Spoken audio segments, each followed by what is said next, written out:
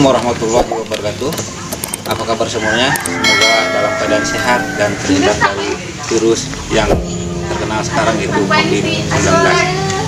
Baik, perkenalkan nama saya Mat Thohir. Saya dari SMP Negeri Dwi Sajira, Kabupaten Lebak.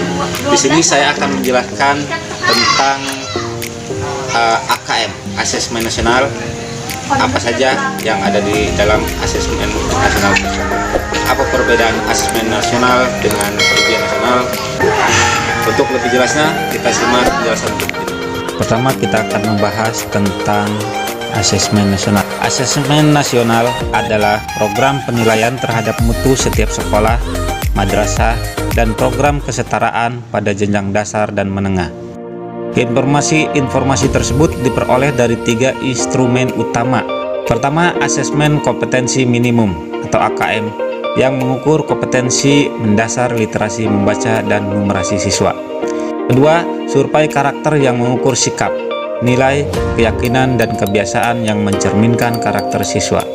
Yang ketiga, survei lingkungan belajar yang mengukur kualitas berbagai aspek input dan proses belajar mengajar di kelas maupun di tingkat sekolah. Selanjutnya, tujuan dan manfaat asesmen nasional, yaitu asesmen nasional menghasilkan informasi untuk memantau perkembangan mutu dari waktu ke waktu dan kesenjangan antar bagian di dalam sistem pendidikan. Asesmen nasional bertujuan untuk menunjukkan apa yang seharusnya menjadi tujuan utama sekolah, yakni pengembangan kompetensi dan karakter siswa. Yang ketiga, asesmen nasional juga memberi gambaran tentang karakteristik esensial sebuah sekolah yang efektif untuk mencapai tujuan utama tersebut. Hal ini diharapkan dapat mendorong sekolah dan dinas pendidikan untuk memfokuskan sumber daya pada perbaikan mutu pembelajaran. Maka dari itu, hasil asesmen nasional sendiri diharapkan mampu memberikan manfaat, bukan sekedar nilai belaka. Pembahasan yang ketiga yaitu membandingkan asesmen nasional dengan ujian nasional. Banyak pertanyaan-pertanyaan yang seringkali muncul terkait dengan penghapusan ujian nasional dan pemberlakuan asesmen nasional. Antara lain, apakah asesmen nasional adalah pengganti ujian nasional? Timbul pula kekhawatiran mengenai persiapan siswa, guru, dan sekolah menghadapi asesmen nasional. Untuk mendapatkan informasi yang tepat, kita perlu membandingkan beberapa hal penting mengenai ujian nasional dan asesmen nasional. Berikut kita lihat tabel perbandingan asesmen nasional dengan ujian nasional. Dari segi tujuan pelaksanaan, asesmen nasional bertujuan untuk mengevaluasi mutu terkait sistem satuan pendidikan, sedangkan ujian nasional bertujuan untuk mengevaluasi capaian hasil belajar murid secara individu. Dari segi jenjang penilaian, asesmen nasional menilai dari jenjang SD atau MI, SMP atau MTS, SMA, dan sederajat. Sedangkan ujian nasional hanya SMP, SMA, dan SMK sederajat. Kemudian kriteria pembanding dari level siswa yang melaksanakan asesmen nasional adalah kelas 5 untuk SD, kelas 8 untuk SMP, dan kelas 11 untuk SMA, SMK sederajat.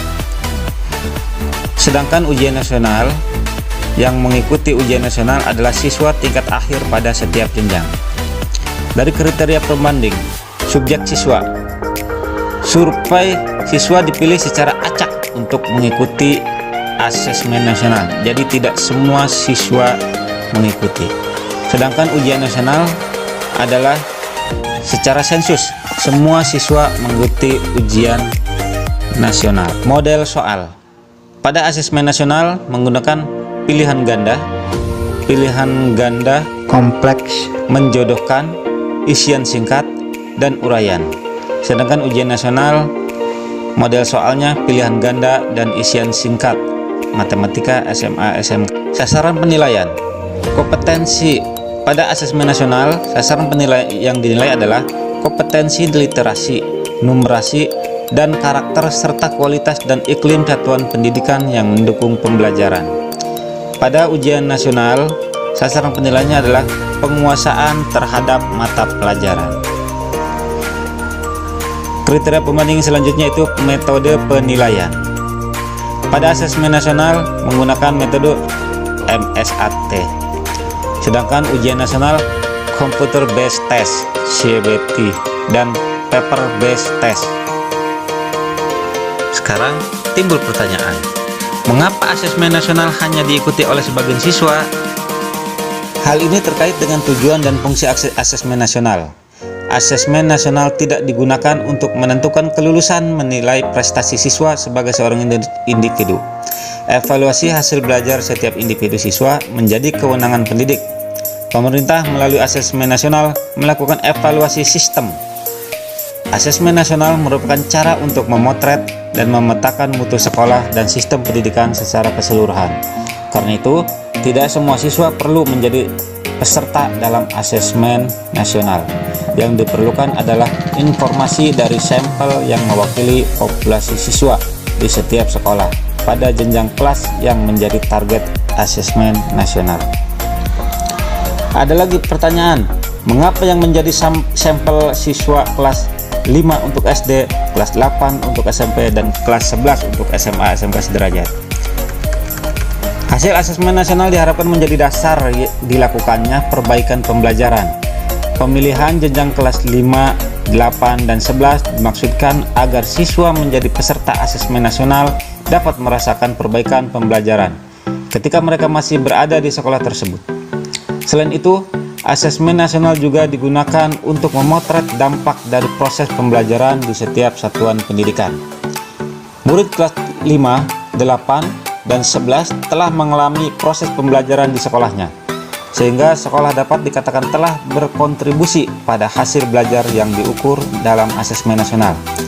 Perlu diketahui, selain peserta didik, asesmen nasional juga akan diikuti oleh semua guru dan kepala sekolah di setiap satuan pendidikan. Informasi dari peserta didik, guru, dan kepala sekolah diharapkan memberi informasi yang lengkap tentang kualitas proses dan hasil belajar di satuan pendidikan. Sementara asesmen kompetensi minimum untuk pendidikan kesetaraan berfungsi sebagai ujian kesetaraan. Asesmen kompetensi minimum atau AKM merupakan bagian dari asesmen nasional yang mencakup asesmen kompetensi mendasar, yaitu literasi membaca dan asesmen kompetensi numerasi. Bentuk soal asesmen nasional AKM terdiri dari pilihan ganda kompleks, menjodohkan, isian singkat, dan uraian. Pilihan ganda, siswa hanya dapat memilih satu jawaban benar dalam satu soal. Pilihan ganda kompleks, siswa dapat memilih lebih dari satu jawaban benar dalam satu soal. Menjodohkan, siswa menjawab dengan cara menarik garis dari satu titik ke titik lainnya yang merupakan pasangan pertanyaan dengan jawabannya. 4. Isian singkat, siswa dapat menjawab berupa bilangan, kata untuk menyebutkan nama benda, tempat, atau jawaban pasti lainnya.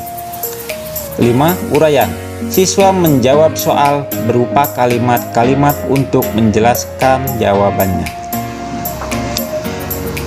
Adapun waktu untuk mengisi soal, murid kelas 5 akan mengerjakan 30 butir soal untuk mengukur kompetensi literasi membaca dan 30 butir soal untuk mengukur kompetensi numerasi.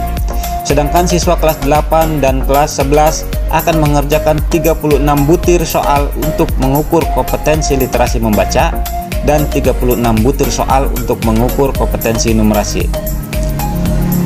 Asesmen kompetensi minimum dilaksanakan secara adaptif, sehingga setiap siswa akan menempuh soal yang sesuai dengan tingkat kemampuan siswa itu sendiri. AKM mengukur kompetensi mendasar yang perlu dipelajari semua siswa tanpa membedakan peminatnya. Oleh karena itu, seluruh siswa akan mendapat soal yang mengukur kompetensi yang sama. Konteks pada AKM dibedakan menjadi 3, yaitu personal, sosial budaya, dan saintifik. Demikian penjelasan yang bisa saya sampaikan, semoga dapat diterima dan dipahami. Terima kasih. Wassalamualaikum warahmatullahi wabarakatuh.